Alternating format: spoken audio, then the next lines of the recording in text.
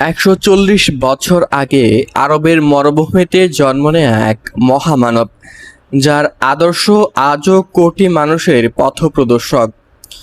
হজরত মুহাম্মদ সাল্লাল্লাহু আলাইহি ওয়াসাল্লাম ৫৭০ খ্রিস্টাব্দে মক্কায় জন্মগ্রহণ করেন। শৈশব থেকেই তিনি আল আমিন অর্থাৎ বিশ্বস্ত, আস সাদিক অর্থাৎ সত্যবাদী নামে পরিচিত ছিলেন। ৪০ বছর বয়সে হেরা গুহায় তিনি ওহী লাভ করেন। শুরু হয় ইসলামের প্রচার।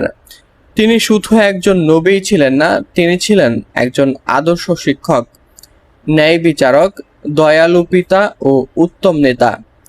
তার জীবনের মূল লক্ষ্য ছিল সত্য কথা বলা, এতিম অসহায়ের পাশে দাঁড়ানো, ক্ষমা করা এবং মানবতার সেবা করা। ১০ বছর মদিনায় রাষ্ট্র পরিচালনা করে তিনি ন্যায় ও সাম্যের ভিত্তিতে একটি সমাজ প্রতিষ্ঠা করেন। ৬৩২ খ্রিস্টাব্দে তিনি পৃথিবী থেকে বিদায় নেন, কিন্তু রেখে যান কুরআন ও সুন্নাহ, যা আজও আমাদের জীবনের দিক নির্দেশনা। তার জীবন আমাদের শেখায় চরিত্রই মানুষের আসল পরিচয়।